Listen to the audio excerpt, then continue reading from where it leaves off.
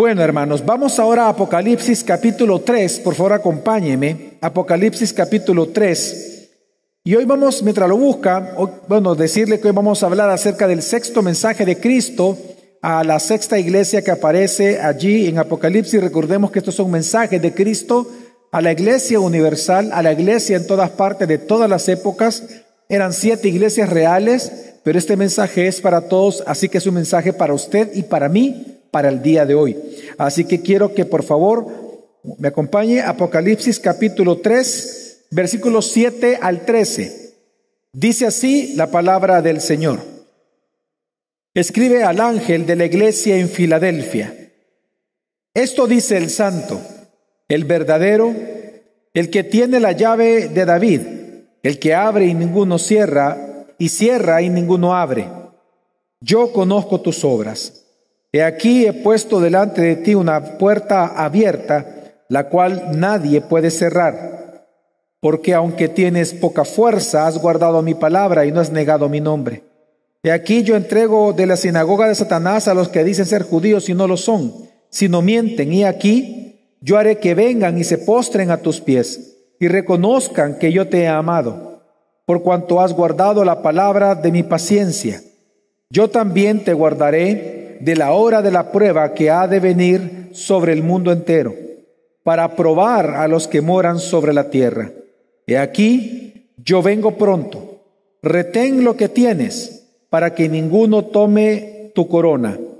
Al que venciere, lo haré columna en el templo de mi Dios, y nunca más saldrá de allí.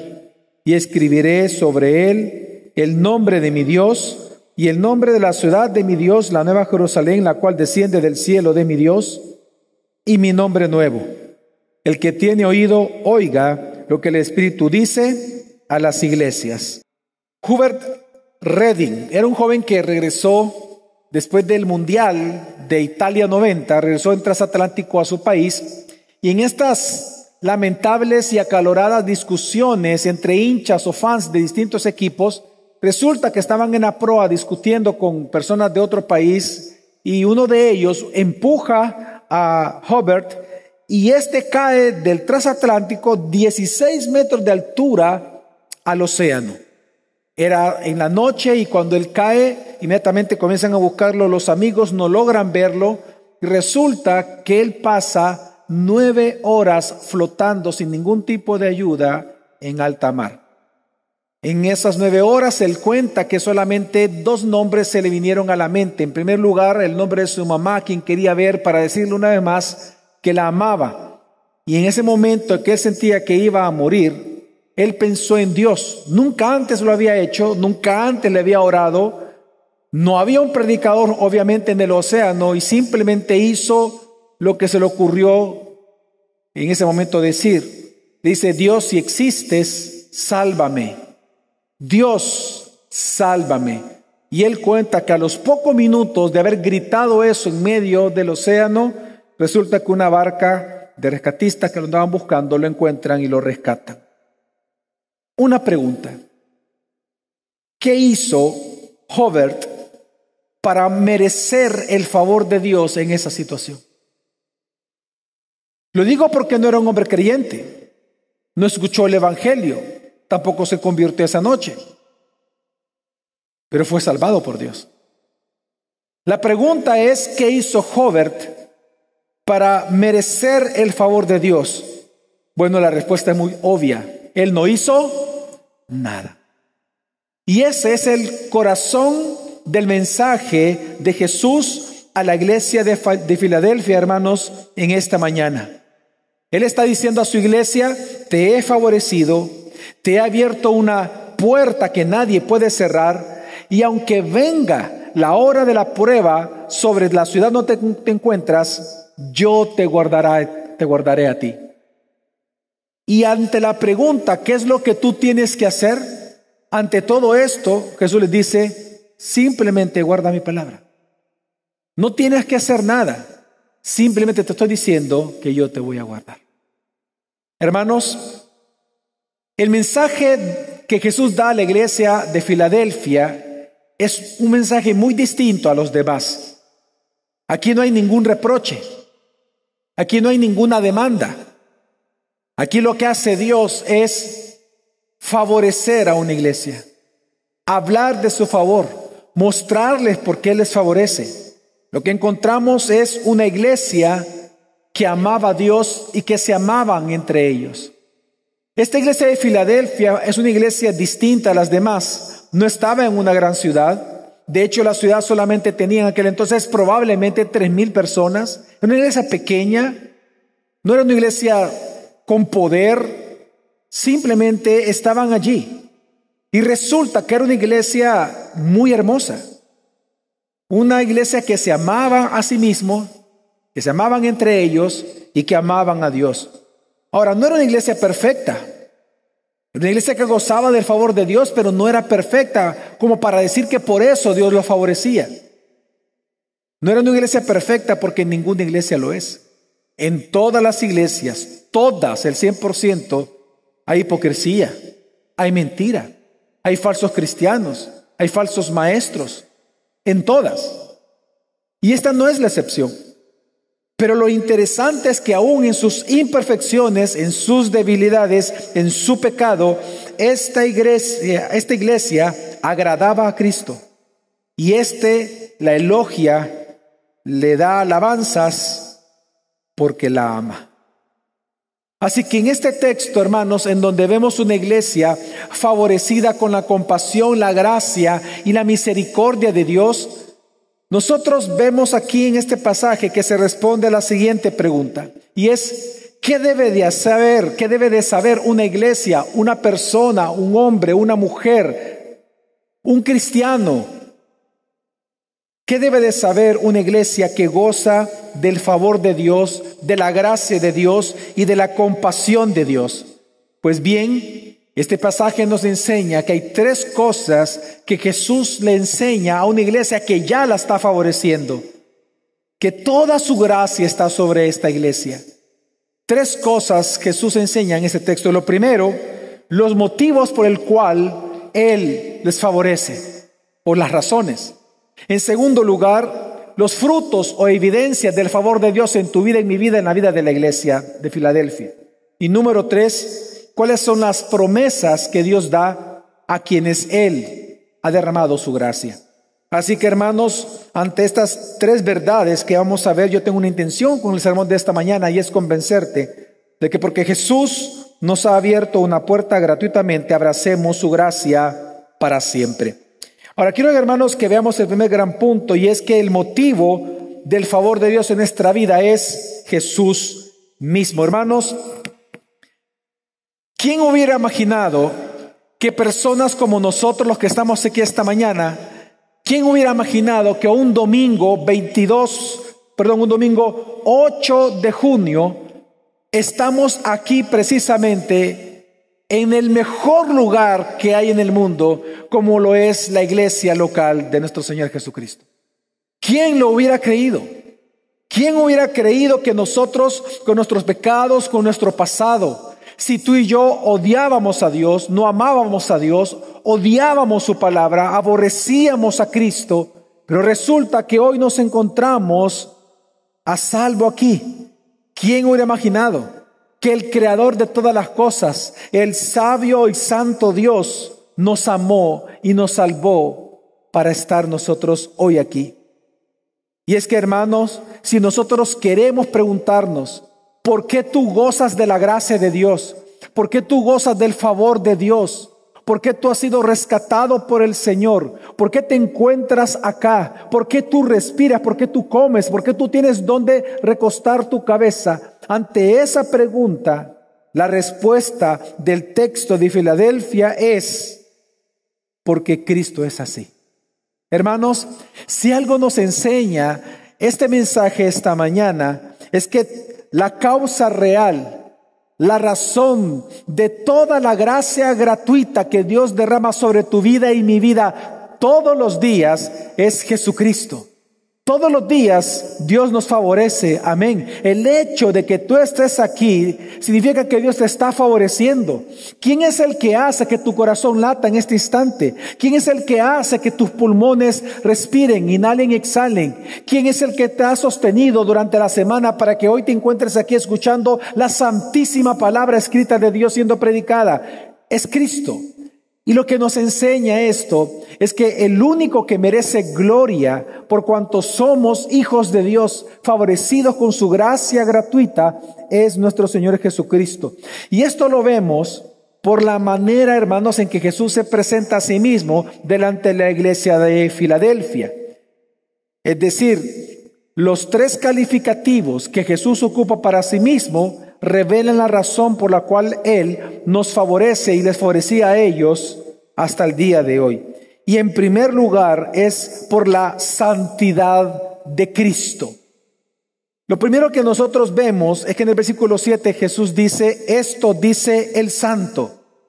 Él se llama a sí mismo el santo, un título de realeza asignado al Mesías que habría de venir en el Salmo 89. Así que lo que Jesús está diciendo, que porque Él es santo, a quien Él ama, Él santifica, Él cuida, Él protege, Él guarda para hacerlos intachables delante de Él y delante de su Padre. En otras palabras, hermanos, porque Jesús es santo, es que nosotros somos santificados. Si Jesús no fuera el santo, hermanos, la santidad no sería requerida en nosotros, no seríamos santos. Pero si Él nos bendice con santificación, si Él nos bendice de tal manera que te edifica en santidad, de tal manera, por ejemplo, una vez más, que estás aquí hoy escuchando palabra para santificar tu vida, eso es porque Él es el santo. Amén. La razón por la cual tú gozas de santidad, gozas de perseverancia, que cuando caes, Dios te levanta. 7 veces caes y 7 veces te levanta, es porque Dios es santo. Es lo que está diciendo Jesús. Porque Él es santo, Él nos sostiene en santidad. Pero en segundo lugar, la segunda razón por la cual nosotros somos favorecidos por Cristo y esta iglesia es por la veracidad de Cristo. Él no solamente dice, esto dice el santo, sino el verdadero. El verdadero es otro título que significa que no solamente Jesús habla verdad, sino que, hermanos, Él es la verdad. Y por ser la verdad significa que Él es el fin y el propósito de todas las promesas de Dios, sí, pero a su vez Él es la verdad en el sentido, Él es verdadero, en que Él es el fiel guardador del pacto. ¿Y eso qué significa? Que la razón por la cual, a pesar de tus pecados, a pesar de tus egoísmos, a pesar de tus soberbias de esta semana, tú estás aquí recibiendo bendición de parte de Dios directamente, eso es porque el que guarda el pacto es fiel. Amén. Porque el que guarda el pacto es fiel. Aunque nosotros seamos infieles, Él permanece fiel. ¿Por qué? Porque Él es el verdadero. Así que lo que Jesús le está enseñando a una iglesia favorecida es que la razón de su favor no son ellos, no es su buen comportamiento, no es que pecan menos, no es que obedezcan más, no, es que Él es santo y Él es el verdadero. Él es el que nos ayuda a perseverar, Él nos sostiene, Él nos preserva, Él nos provee, Él nos consuela, Él nos hace pacientes, Él nos ama porque Él es el verdadero. Pero en tercer lugar, Dios nos favorece a nosotros por causa de la mayordomía y el poder soberano de Cristo. Y es que lea conmigo una vez más el versículo y dice, versículo 7, esto dice el santo, el verdadero, pero vea usted lo que es en tercer lugar. El que tiene la llave de David, el que abre y ninguno cierra, y cierra y ninguno abre.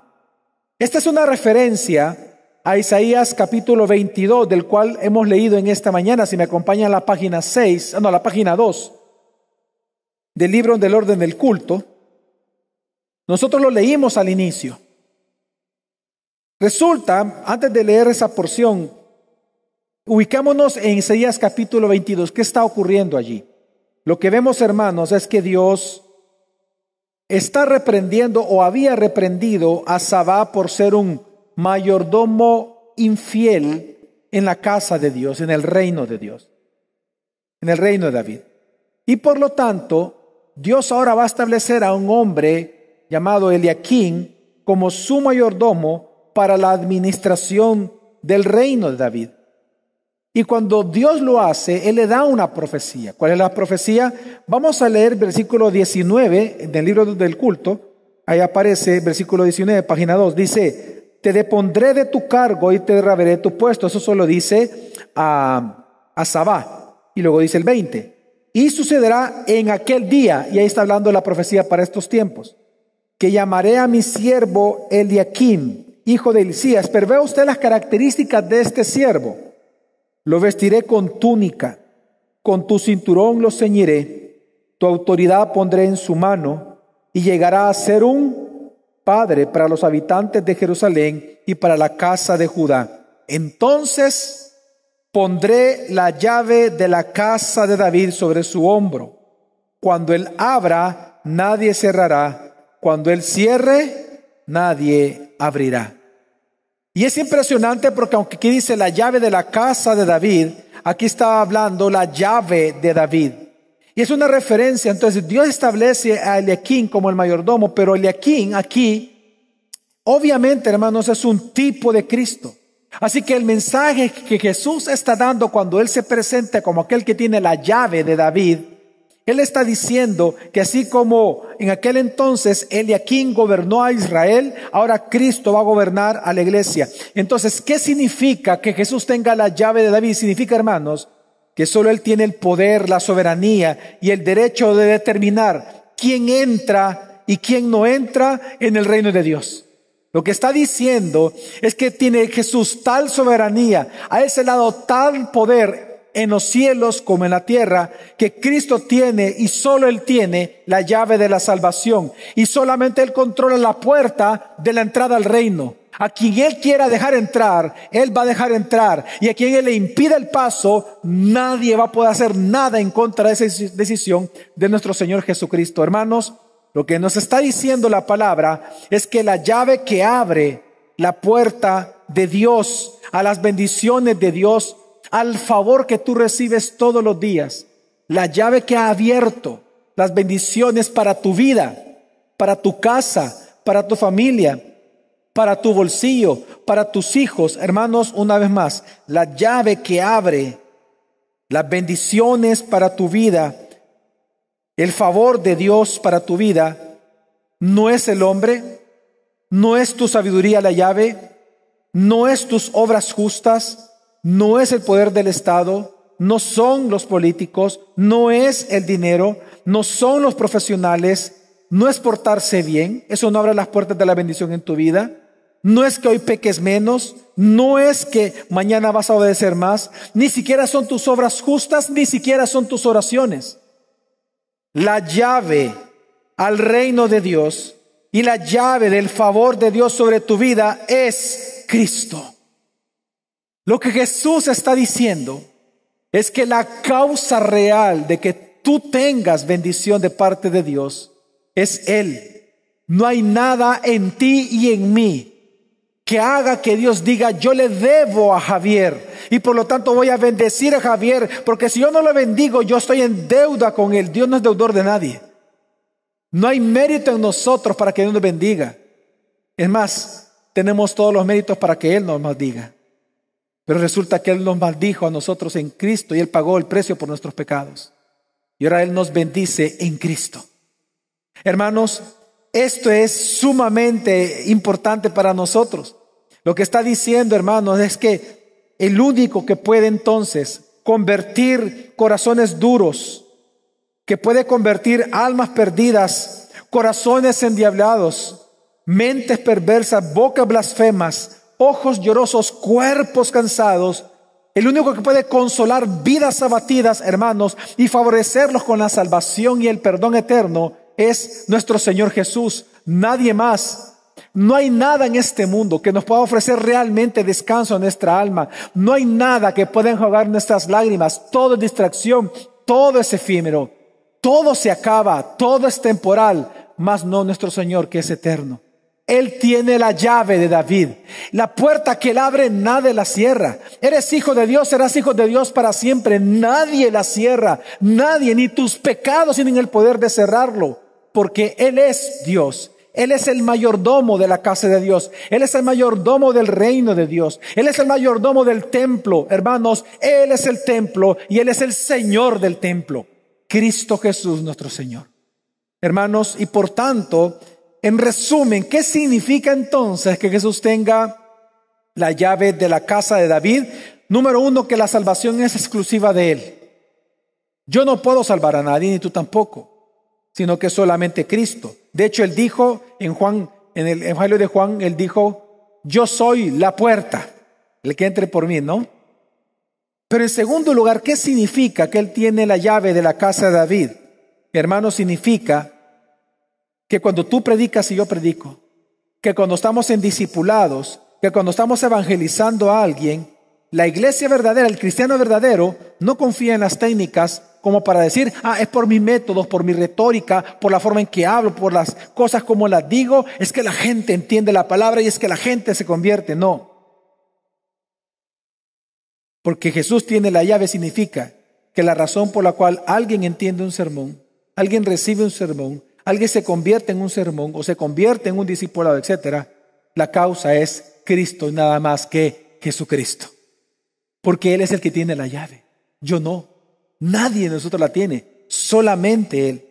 Así que, hermanos, si alguna vez tú te preguntas por qué tú gozas del favor de Dios en tu vida, hermano, nunca vayas a pensar que es porque hay mérito en ti.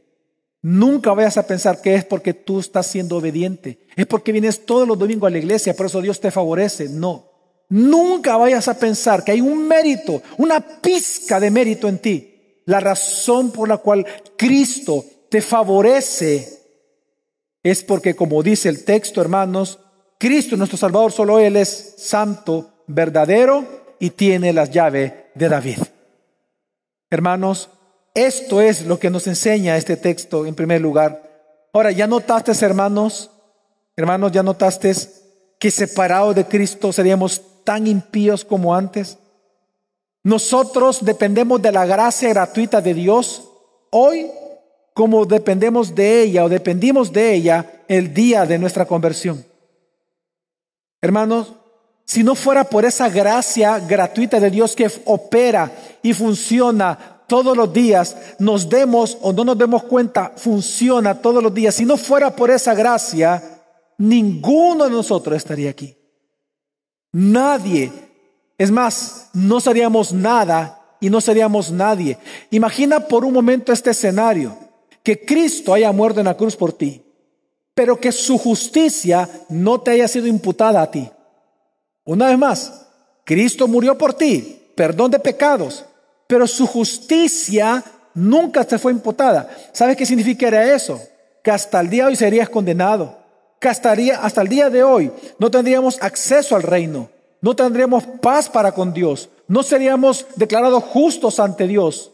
No seríamos nada. ¿Por qué digo esto? Porque la gracia gratuita, el favor salvador de Dios, no solamente sirvió para la conversión, sirve todos los días de nuestra vida. La razón por la cual tú y yo no pecamos en la misma manera en que antes pecábamos, no es porque tú eres mejor que antes. No se trata de eso. Es porque Cristo nos sostiene. Es porque el Evangelio nos sostiene. El Espíritu Santo nos sostiene. Él es el que nos preserva. Él es el que nos da las fuerzas para entender. La razón por la cual en nuestra tendencia pecaminosa no caemos en desgracias como antes, no es porque nosotros merezcamos algo, es porque Cristo lo ha logrado todo por nosotros y estamos en Él. Hermanos, lo que este texto nos enseña es que si estás en Él, hermano, entonces tú lo tienes ya todo. Tú ya estás favorecido. No tienes que hacer nada para ganar el favor de Dios. Ya estás favorecido. Ese es el mensaje de Jesús a esta iglesia en Filadelfia. Tú ya estás favorecido. No tienes que hacer nada para obtenerlo. Pero si ya estás favorecido, vive conforme a ese favor. Y esa es la segunda verdad que encontramos en este texto, una vez Jesús les enseña que la razón de la gracia que ellos experimentaban, el favor de Dios, era Él mismo, lo segundo que les enseña es cuáles son los frutos de aquel que experimenta todos los días el favor o la gracia de Dios.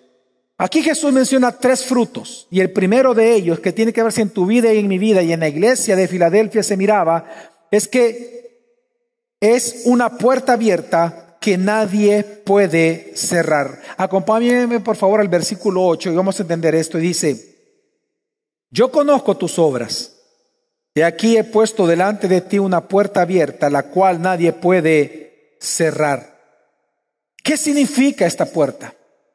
La puerta, hermanos, en el Nuevo Testamento simboliza la oportunidad de predicar el evangelio a tus familiares, a tus amigos, a tus vecinos, a donde estés. Dios te da la gran oportunidad y el privilegio que de esa misma boca que antes tú injuriabas a Dios y salían malas palabras, y de ese corazón que antes odiaba a Dios, resulta que ahora sale el evangelio en amor hacia los demás para la conversión de todos. Lo que está enseñando Jesús cuando Él dice: he aquí abierto una puerta, Él está hablando de la evangelización. La puerta es la puerta a la salvación por medio del evangelio. Ahora, esto nosotros lo vemos en el Nuevo Testamento. Hay varios versículos que hablan de esto, pero solamente he escogido 2 para darme a entender. Cuando Pablo y Bernabé, se recuerdan hermanos, ellos fueron a diferentes ciudades y ellos regresan a Antioquía, ellos tienen que presentar un reporte a la iglesia. Pues bien, esto se encuentra en Hechos 14:27 y es lo que vamos a leer. Viene Pablo y dice Lucas, el narrador: y habiendo llegado y reunido a la iglesia, refirieron cuán grandes cosas había hecho Dios con ellos y cómo había abierto la puerta de la fe a los gentiles. Así que cuando está hablando que ha abierto una puerta, Él está hablando que es una puerta de salvación para otros. Pero luego dice Colosenses 4:3, por ejemplo, Pablo hablando acerca, después de hablar de Cristo como preeminente de todas las cosas, y hablando de lo que tenemos que hacer en Él, dice: orando también al mismo tiempo por nosotros, para que el Señor nos abra puerta para la palabra, a fin de dar a conocer el misterio de Cristo. Así que, ¿sabes qué está diciendo Jesús? Que la primera evidencia de que tú eres cristiano, la primera evidencia de que tú de verdad eres consciente de la gracia operando de Dios en tu vida todos los días, es que tú evangelizas aún a tus propios enemigos. Es que tú los evangelizas. Y es que Jesús les dice que el primer fruto de ellos recibir esta gracia gratuita es que ellos predicarían, y no solamente a la ciudad de Filadelfia, que como les dije era pequeña, sino que le tenían que predicar a aquellos enemigos que querían la destrucción de esta iglesia, a quienes Jesús le llama sinagoga de Satanás. Ve conmigo por favor al versículo 9 y dice Jesús: he aquí, yo entrego de la sinagoga de Satanás a los que se dicen ser judíos y no lo son. Ahora, voy a hacer una pausa. Quiero comenzar del versículo 8 porque el 9 está conectado con el 8. Vamos a leer otra vez el 8 y ahora el 9. Dice: yo conozco tus obras, y aquí he puesto delante de ti una puerta abierta, la cual nadie puede cerrar. He aquí, yo entrego de la sinagoga de Satanás a los que se dicen ser judíos y no lo son, sino que mienten. He aquí, yo haré que vengan y se postren a tus pies y reconozcan que yo te he amado.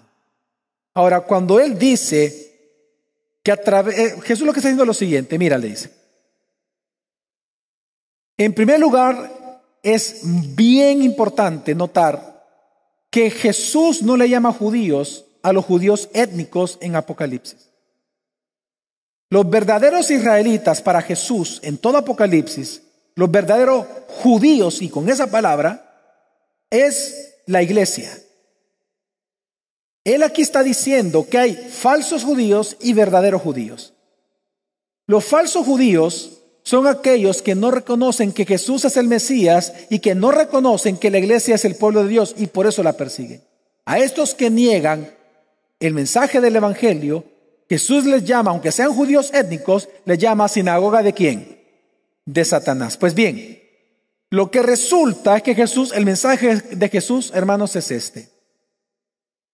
Yo he abierto una puerta tan grande que nadie puede cerrar, que aún tus propios enemigos, los que se burlan de ti, los que te amenazan por ir los domingos a la iglesia, los que te escarnean porque tú eres cristiano, los que te interrumpen cuando estás orando, los que te vituperan cuando le estás predicando, yo voy a hacer que se postren a tus pies.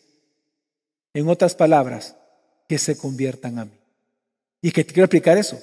No vayas a pensar que cuando dice que se van a postrar en tus pies, significa que ellos van a ser humillados delante de ti, tú te vas a gozar de eso, es decir, gusano maldito, te lo dije. No es que los cristianos vamos a hacer eso. No. La palabra postrarse significa adorar. Obviamente Jesús es imposible que dijera que ellos van a caer a tus pies para adorarte a ti. ¿A quién es el único ser que se le adora? Cuando Él dice que ellos caerían a los pies postrados, están diciendo esto. Yo he abierto una puerta para que cuando tú prediques, aún el que sea tu enemigo, se convierta y caiga delante de ti, adorando del quien tú estás predicando, que es Él, Cristo. Hermanos, esto es hermoso, porque significa que Dios les abrió la puerta para que glorificaran a Él cada día. Y esto es también una promesa para contigo y para conmigo. Esto es grandioso. Lo que está enseñando Jesús, hermanos, es que la conversión de nuestros familiares, la conversión de nuestros amigos, nunca será por la fuerza de tu voz, no porque de repente tú vengas y grites, o porque tú quieras de alguna manera hacer que ellos lloren. No va a ser por tu retórica, no va a ser por tus habilidades. La conversión de tus familiares no va a ser por tus dones, no va a ser porque tú tengas excelentes métodos de evangelismo, no va a ser por tu personalidad, no va a ser por tu esfuerzo, no va a ser por tu insistencia, ni siquiera es por tus oraciones. La razón principal por la cual tus familiares se van a convertir es por Cristo. Porque Él es el que ha abierto la puerta que nadie jamás podrá cerrar. Es porque Dios te ha dado el evangelio, está cercano allí, en tu boca, cerca de tu corazón. Por esa razón es que nosotros tenemos que predicar a tiempo y fuera de tiempo, porque la puerta ya está abierta. No tienes que hacer nada para que Jesús te la abra. Todo el que es cristiano ya tiene la puerta abierta. ¿Para qué? Para predicar el evangelio, para testificar de Cristo, para que Él sea glorificado, en la confianza de que lo que yo diga no es lo que yo diga lo que va a hacer que la otra persona se convierta, porque yo no soy nadie, yo no tengo poder en mí mismo. Es porque el mensaje acompañado del poder del Espíritu Santo y aquel que tiene la llave de David es el que decide si esa persona se va a convertir o no. Mi confianza a la hora de predicar un sermón no es en la retórica, no es en la preparación del sermón. Mi confianza es en que sé que Cristo aquí gobierna, que es su palabra la que está viva y Él tiene las llaves de David. Y cuando Él dice que algo está abierto, eso permanece abierto. Y cuando Él cierra la puerta a alguien, esa puerta nadie ni nada la puede abrir. Hermanos, pero yo sé que esto lleva a una pregunta y posiblemente a ellos también, y es ¿cómo evangelizar? ¿Cómo hablar de alguien si tenemos poco poder? Filadelfia era una iglesia pequeña, una iglesia en medio de una ciudad de 3,000 habitantes. No tenía poder, no tenía influencia, tenía mucho ataque. Y ante esa duda, entonces, ¿cuál es el segundo fruto en la vida de una persona que es favorecida por Dios? Bueno, que Cristo da un poco de fuerza, dice Él, para que cumplas esta misión. Hermanos, es bien hermoso que Jesús, si te das cuenta, les dice, porque aunque tienes poca fuerza, has guardado mi palabra. Hermanos, esta iglesia era pequeña, Pero Dios le dio las fuerzas para que no desmayaran, para que no abandonaran la misión, para que no se desanimaran, para que no se dieran por vencido. Por ejemplo, ¿qué te dan ganas a ti de hacer cada vez que alguien viene y te exhorta? O tienes un problema en la iglesia, o tienes grandes dificultades en tu vida. ¿Acaso la primera pensamiento pecaminoso no es irte, es abandonar todo? Pues ¿sabes lo que está diciendo aquí la Escritura? Que la gloria de que tú no abandones, que la gloria de que tú permanezcas, que la gloria de que tú avances y continúes en la iglesia no es tuya, es de Cristo, quien te regala un poco de fuerza cada vez que lo necesitas.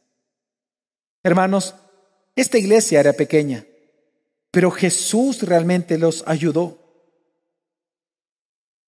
Déjame ponértelo en contexto. ¿Cuántos de ustedes han sentido la dureza que es orar por alguien que uno ama para que se convierta, predicarle de vez en cuando nosotros a esa persona y pasan los años y nunca se convierte? ¿Cuántos han pasado por esa experiencia dolorosa? ¿Verdad? Es raro, ¿no? Y uno, no sé, algunos pueden dudar y otros dicen, bueno, ¿y qué pasa aquí? Puede ser que no se han llamado a salvación. Pero te menciono esto porque Filadelfia aprendió algo. Filadelfia aprendió que los hijos de Dios nunca seremos fuertes por nosotros mismos. Y que por lo tanto, la gente no se va a convertir ni por nuestras oraciones, ni porque nosotros les prediquemos con insistencia. Y que tenemos que hacerlo, y yo voy a explicar eso, porque no estoy diciendo que no hay que hacerlo. Sino que lo que ellos aprendieron es que la fortaleza es Cristo. Nuestras fuerzas para orar es Cristo. Nuestras fuerzas para no desmayar en oración y para seguir predicándoles, aunque no se convirtieran, es Cristo. Él es el fuerte en nosotros. Por lo tanto, la conversión de nuestros seres amados no depende de nuestras fuerzas, sino de Cristo. Y por eso es que tenemos que evangelizarlos. Y por eso tenemos que seguir orando hasta morir. Tenemos que orar por nuestros seres amados y tenemos que seguirlos evangelizando a tiempo y fuera de tiempo. No porque confiamos en nosotros, es porque confiamos todo en Él. Amén. Por eso evangelizamos. Mira, yo sé que muchos de ustedes pudieran decir, pero es que yo no sé cómo compartir el evangelio a nuestros hijos. Yo no sé cómo hablarle a mi esposa, no sé cómo hablarle a mi esposo. Yo sé, tú puedes decir eso. Pero aquí Jesús te deja sin excusa. Porque lo que Él te está diciendo es que cuando comiences a hablar, Él te va a dar un poco de fuerza para que lo logres. Yo tuve el privilegio de ver la conversión de mi hija Isabela a los 8 años de edad. Cuando ella tenía 8 años se convirtió. Muy jovencita. Estábamos viendo las estrellas en el patio de la casa y recuerdo que comencé a hablarle del Creador. Y luego comenzamos a partir de las estrellas, porque yo no sabía cómo iniciar, y comencé a llevarla por la Escritura, luego al Evangelio, y recuerdo que ese día ella se convirtió. Tuve ese privilegio como padre.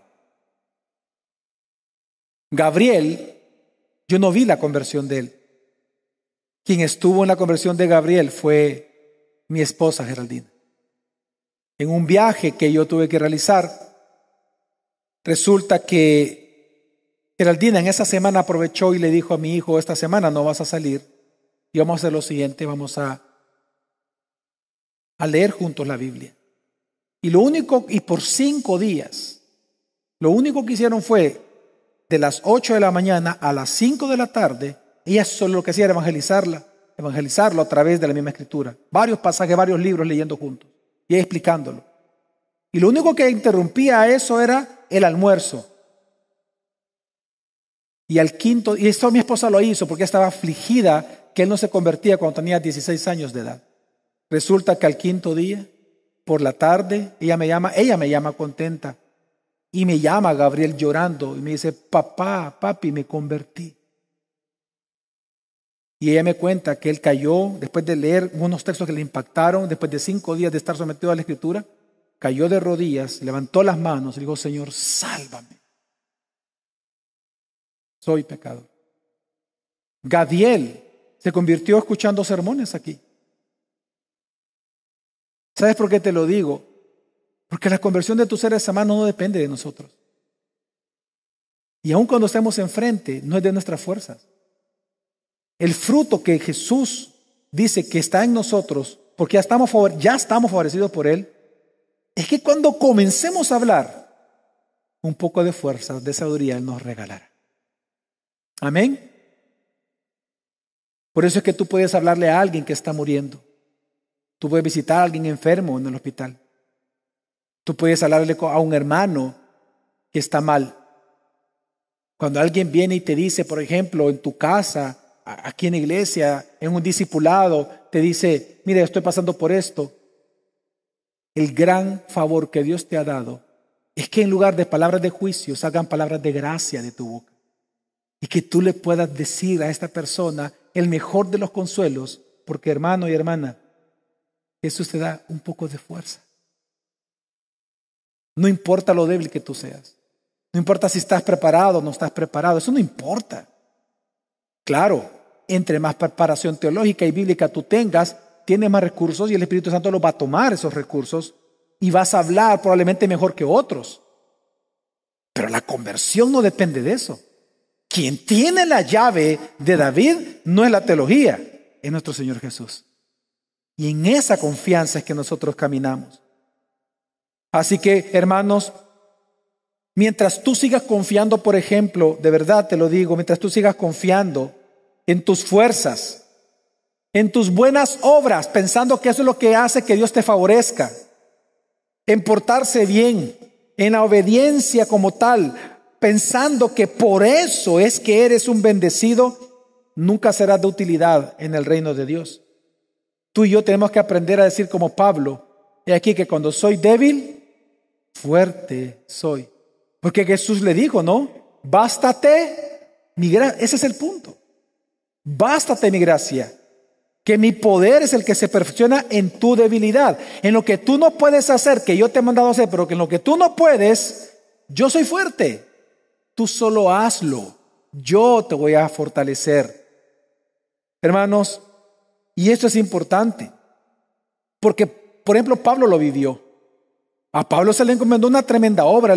Jesús le dijo que una puerta abierta le había entregado en Corinto. Es decir, ve a Corinto. Y tú te imaginas a Pablo, el mismo ese tremendo escritor, inspirado por el Espíritu Santo, ¿verdad? Tremendo teólogo.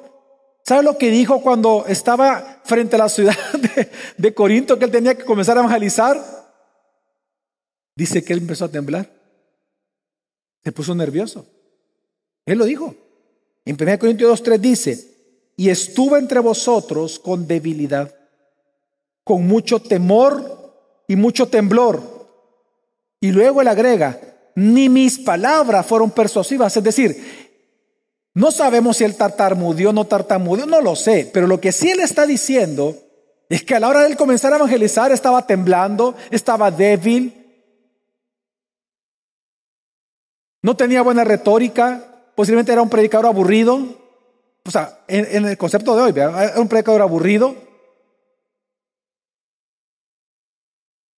¿Y sabes qué ocurrió? Lo que tú sabes. Una iglesia nació allí y muchos se convirtieron. ¿Por qué? Porque él entendió que Cristo es el que tiene la llave de David. Amén. ¿Tú sabes cómo predicó Jonathan Edwards?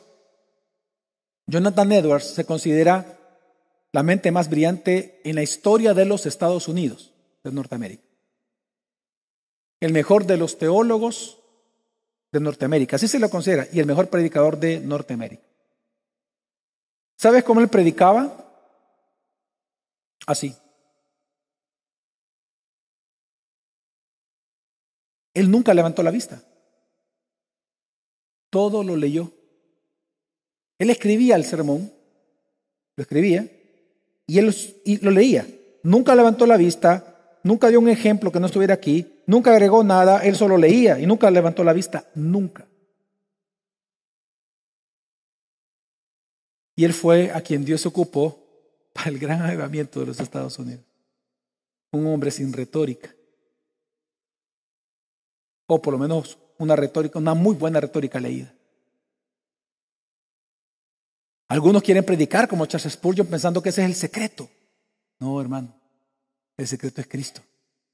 Siempre ha sido Cristo. Esta es la obra de Cristo, no de hombres.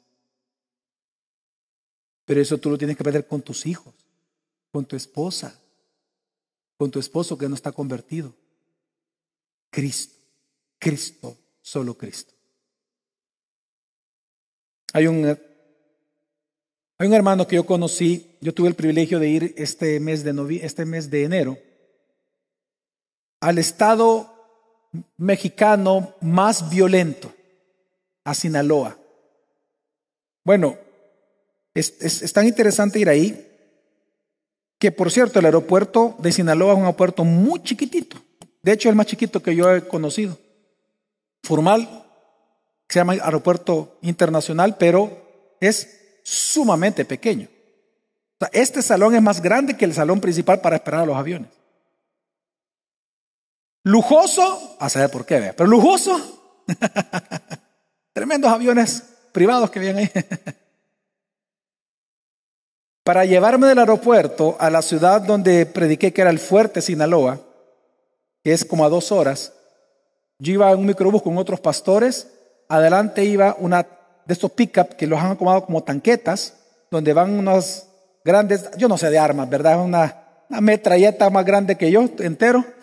Y va un hombre vestido así con lentes oscuros, todo oscuro, todo, no se mira nada, ni las manos porque todo oscuro. Y parece Batman, ¿verdad? Entonces, y van así, y van otros armados adelante y otro atrás cuidándonos todo el recorrido hasta llegar, para que tengan idea cómo es el estado de Sinaloa. Pastores me decían, no vayas ahí, hermanos, etcétera, me dijeron. Y resulta que el pastor que estaba allá, un buen amigo, me presenta a su familia, yo no conocía a su familia, y comiendo y tomando un café juntos, yo vi que habían bastantes cajas en la casa. Yo no quise preguntar, pero él mismo me dijo, mira, estas cajas están aquí porque nos vamos a mudar. Y eso ya no voy a ser yo el pastor de esta iglesia. ¿Por qué? Porque Dios me manda a otro lado. ¿A cuál? ¿A qué lugar? ¿A qué ciudad? ¿A otro país? ¿O qué otro estado? No, aquí mismo en Sinaloa. ¿A dónde? A Culiacán. Y el peor de todos, el avispero, la tutunichapa de México. Ok. Y entonces yo le dije, ¿y hablaste con tu esposa? No, ya hablé con mi esposa, con mis hijos. Y tenemos paz. ¿Y por qué vas? Porque Dios me abrió una puerta ahí. Yo tengo que ir. Estoy en paz, hermano. Estoy muy contento. ¿Saben qué pasa, hermanos? El negocio de la salvación es de Cristo. Y por eso es que tú puedes con confianza predicarle a tus hijos, a tu familia. Porque quien dirige la salvación es Él, no somos nosotros. Hazlo. Tú solo abre la boca. El poder está en Cristo. Amén. Tercer fruto que encontramos nosotros en nuestra vida, a quienes Dios favorece, y es la perseverancia en obediencia. Versículo 8 dice, has guardado mi palabra y no has negado mi nombre. Hermanos, obviamente, una fe sin obras es una fe muerta. El punto aquí es lo siguiente. En aquel entonces, el judaísmo lo que hacía era mezclar el evangelio de la gracia de Cristo con la ley. Ellos enseñaban a que tú tenías que negar el nombre de Cristo en la práctica. ¿De qué manera? Bueno, ellos te enseñaban que si tú querías recibir las bendiciones prometidas por Cristo, entonces tenías que hacer lo correcto según la ley ceremonial del Antiguo Testamento. Que tú tenías que ganarte la gracia de Dios por medio de hacer obras justas. Pero lo que enseña Cristo es que tú y yo ya estamos favorecidos. Tú y yo no podemos ganar lo que ya tenemos. No podemos obtener lo que ya obtuvimos. No podemos nosotros recibir lo que ya hemos recibido, que es la gracia gratuita de la salvación y la misericordia de Cristo sobre nuestra vida. Amén. Entonces, La pregunta es, entonces, ¿por qué obedecemos la palabra? ¿Por qué tenemos que obedecer la ley moral de Dios? ¿Por qué tenemos que obedecer los mandamientos de Cristo? Si hemos recibido todo. Por eso, nosotros no obedecemos a Cristo para ganar gracia. No obedecemos a Cristo para que no nos vaya tan mal en el ministerio o para que no me caiga un sopapo de parte de Dios. Nosotros no obedecemos a Cristo por eso. Nosotros obedecemos a Cristo porque antes éramos unos miserables, éramos unos perdidos, éramos enemigos de Dios, merecíamos el infierno y ahora ya no. Obedecemos a Cristo porque lo amamos, porque queremos adorarlo, porque le conocemos, sabemos que Él es nuestro todo, que fuera de Él no hay salvación, que Él es el bien supremo. Lo queremos obedecer porque Él es el único digno de ser obedecido, porque Él es santo, puro, porque Él es mi Salvador, mi Señor, Él es mi amado, Él es mi esposo. Yo sé que sin Él no soy nada. Lo obedecemos porque en Cristo lo hemos obtenido todo. Y por eso obedecemos, no para ganar algo que ya tenemos. Y esa es la gran diferencia entre el legalismo y vivir la gracia. Y es la tercera prueba de que nosotros hemos recibido bendición de parte del Señor. Ahora, por último, entonces, ¿cuál es el tercer parte del mensaje de Jesús a la iglesia de Filadelfia? Bueno, las promesas a sus favorecidos. Es importante, hermanos, ver que aquí resulta que el Dios que nos abre las puertas que nadie puede cerrar, resulta que nos da promesas que necesitamos para perseverar. ¿Cuántos aman a Dios? Amén. Pero si lo amamos, ¿cómo nosotros podemos ser fieles a Él todos los días si también pecamos? En otras palabras, cambiar un poco la pregunta. ¿Cómo podemos glorificarlo con nuestra vida hasta el final si pecamos todos los días? Para eso Jesús nos da 4 promesas. A los que ya estamos favorecidos, que ya tenemos la gracia, vivimos en la gracia y por la gracia, Él nos da 4 promesas. La primera, la victoria sobre nuestros enemigos. Lo que vimos, ellos van a adorarme, les dijo Jesús a la iglesia de Filadelfia. Hermanos, esto nos enseña que la manera de vencer a la bestia, la manera de vencer al falso profeta que afrontamos todos los días en San Salvador, esas religiones, ideas falsas, filosofías de vida, cosmovisiones, etc. La manera en que nosotros vencemos al gran dragón, a Satanás, la manera en que vencemos a Babilonia, el sistema detrás del mundo, es manteniéndonos fieles a la palabra de Dios. Y por lo tanto, lo que está diciendo, hermanos, es que si nos mantenemos fieles, predicándole la palabra, muchos de estos que están involucrados con la bestia se van a convertir. Hermanos, no descansemos de hacer el bien, no descansemos de predicar, porque a su tiempo vamos a cosechar. Yo tuve 2 grandes enemigos en mi vida durante el evangelio, mi papá y mi mamá. Al inicio, cuando me convertí, toda mi casa, obviamente no les pareció mi conversión. Ellos pensaban, era una familia católica, y todos pensaban que yo me había ido a una secta satánica, a los hermanos separados. Mi papá en una ocasión me dijo, porque yo iba todos los días a los grupos, a discipulados, etcétera, a servir al Señor, y él me dijo, bueno, hijo, tú decides. O la iglesia o la universidad. Pero si tú sigues yendo a la iglesia, yo te dejo de pagar la universidad. Entonces yo le dije, papá, mire, con mucho respeto, no lo considere, le dije, rebeldía de mi parte, pero usted me está dando a elegir entre Dios y todo lo demás. Para mí es bien obvio lo que le voy a decir. Yo elijo a Cristo, papá. Si me va a no pagar la universidad, bueno, yo voy a ver cómo hago, voy a trabajar o no sé, pero algo voy a hacer. Dios lo va a hacer. Pero yo sé que usted está preocupado por las notas, ¿verdad, papá? Sí, me dijo. ¿Sabe qué? Voy a hacer mi esfuerzo, le digo, mi parte, pero estoy seguro que Dios lo va a sorprender a usted, le. Mi mamá, por ejemplo, cuando me convertí, ¿qué no hizo mi mamá en su amor, verdad? Ella en su religión en aquel momento. Un día me dice, hijito, llévame a un centro comercial, me dice. Vaya, mamá, iba manejando y de repente por aquí. Yo dije, quizás es nuevo porque no lo conozco, ¿verdad? Y por aquí, de repente, ya me puedo hasta Colonia, dije yo. Y de repente una parroquia. Aquí, hijito, es. Mamá, le digo, quiero que hables con un sacerdote, quiero que lo escuches para que te saque de esa secta. Mamá, le digo yo, sí, escúchalo, hazlo por mí. Y me senté, me quiso exorcizar, hermanos. Mi mamá, no solamente, usted ya sabe que me dijo que no iba a asistir a la boda cuando me iba a casar con Geraldina, sino que ella rechazó por un tiempo a Geraldina. Ella lo sabe, ella lo dice públicamente, pero se lo comento. Todo por ser cristiana, por su religión. Y resulta, hermanos, que para la gloria de Dios, mis dos padres se convirtieron en esta iglesia. Mi papá por un sermón de esta iglesia. Dios me ocupó y me usó para que mi papá se convirtiera. Mi mamá se convirtió aquí también. Ella ya le sirve al Señor aquí.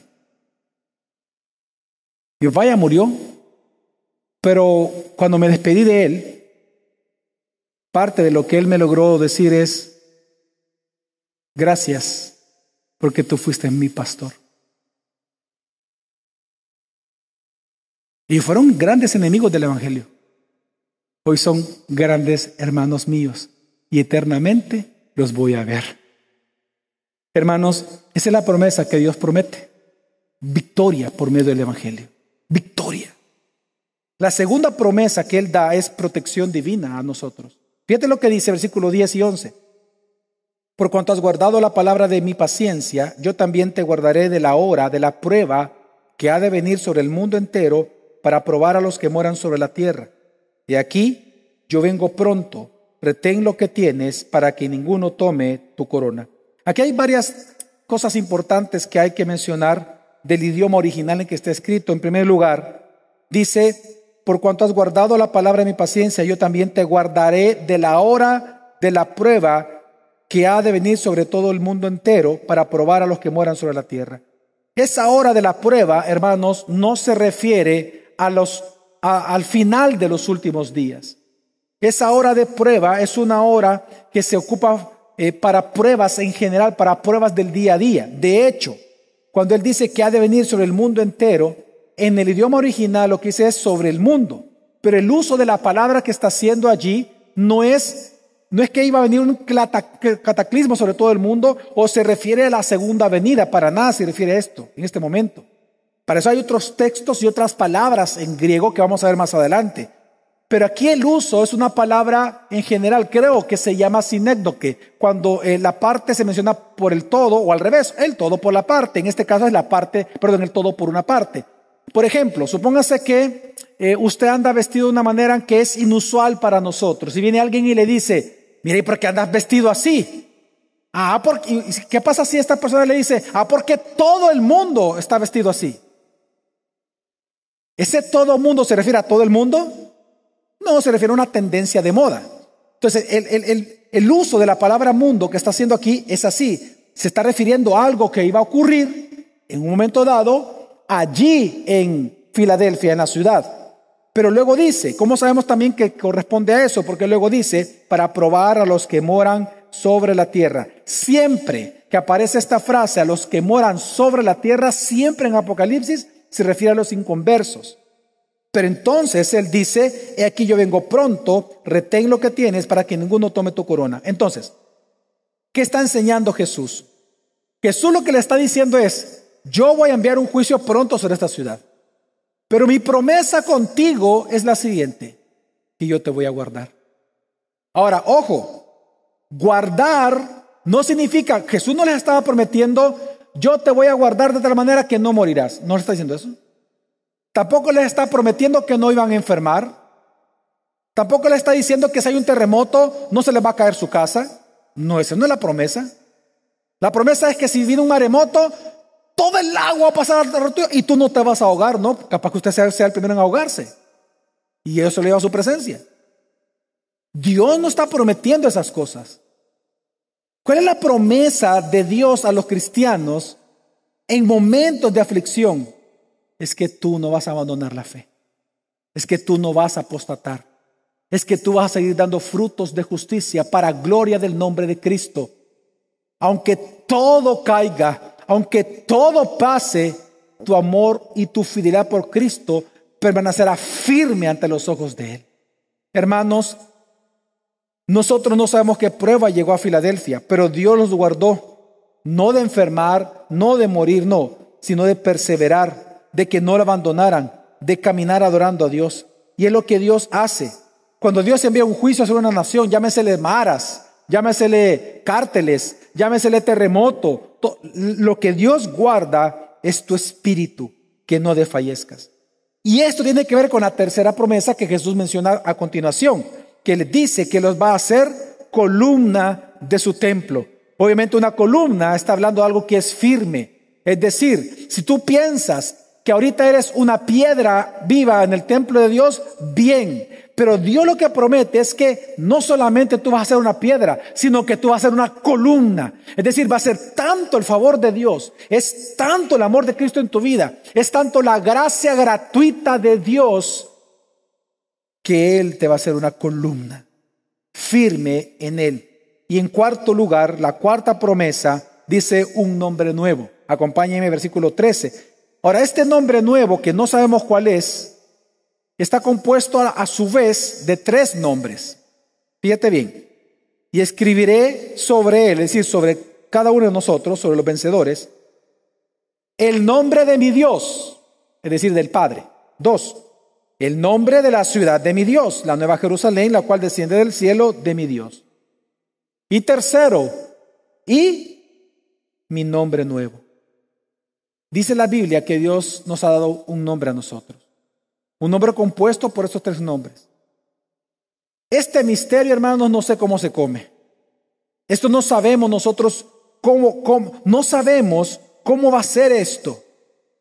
Pero ¿sabe lo que sí sabemos? Lo que sí significa. Este nombre significa que nosotros estaremos armonizados con Dios eternamente para siempre.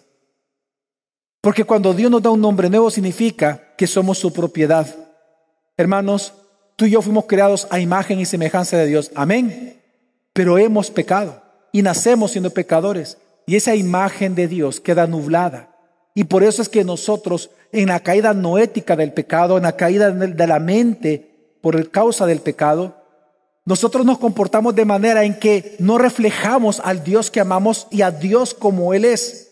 Pero en Cristo hoy tenemos la oportunidad de mostrar que así como Él es santo, nosotros también podemos tener actitudes santificadas, acciones santificadas, pero aún pecamos. Entonces la promesa de Dios es que va a haber un día en que todo eso va a cambiar. Ya no tendremos la posibilidad de pecar, ya no pecaremos nunca más. Y en ese momento entonces, nosotros seremos una plena imagen de Jesucristo, quien nos salvó.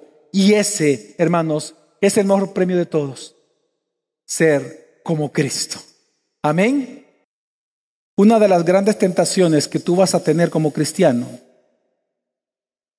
es pensar que la gracia de Dios, en la cual tú sí crees, la cual tú amas y disfrutas, llegar a pensar que no es gratuita.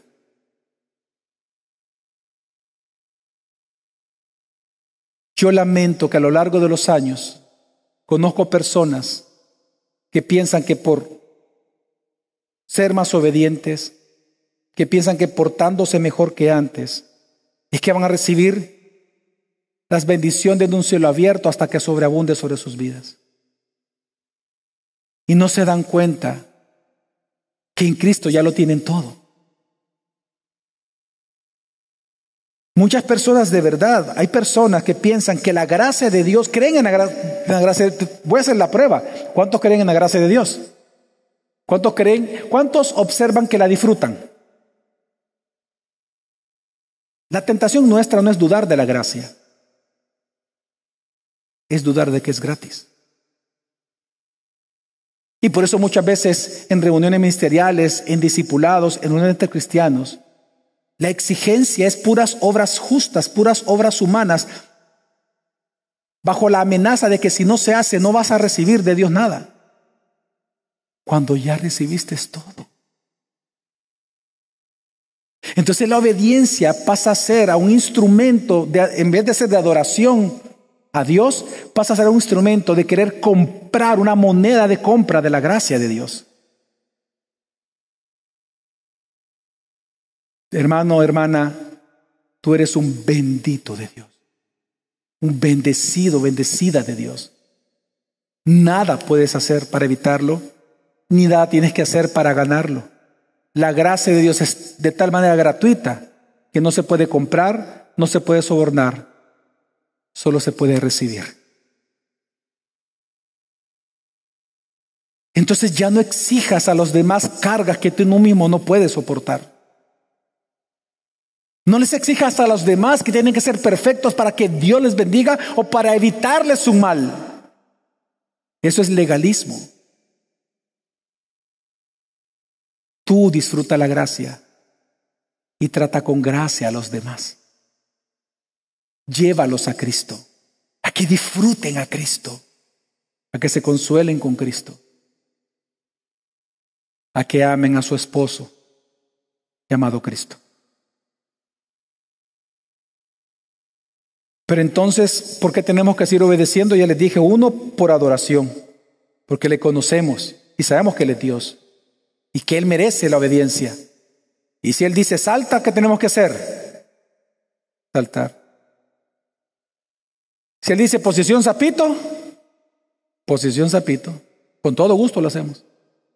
Pero hay una segunda razón por la cual obedecemos a Dios, porque aún somos débiles. Porque aunque somos cristianos, todavía pecamos. Estamos en el valle de sombra de muerte con cuerpos de pecado. Y por lo tanto, cada día necesitamos oír su evangelio, oír su palabra. A pesar de que amamos a Dios, todavía nos afligimos, lloramos, desfallecemos. Hay días que nos sentimos solos. Hay días que nos sentimos fracasados. Hay días que nos sentimos buenos para nada. Hay días que nos sentimos inútiles. Hay días incluso que sentimos como que si no nos amara. Hay días que nos sentimos tan terribles que en ese momento, cuando volteamos a ver a Dios a través de la Biblia, nos damos cuenta que Él nos sigue amando, que somos su esposa y que Él nos ha favorecido porque en Él tenemos ya todo. Y por eso es que comenzamos a obedecerle, porque sin Él no somos nada ni nadie. Así que, hermanos, la gran noticia de esta mañana es: Jesús todavía abre puertas. Amén. Él no te ha desamparado, hermano. Él no te ha desamparado. No importa cómo hayas venido hoy, hermano, no te ha desamparado. Espera, ten paciencia. Él te ama. Te ama. Y cuando dudes que Él te ama, mira la cruz y verás cuán grande es el amor de Dios por ti. Vamos a orar.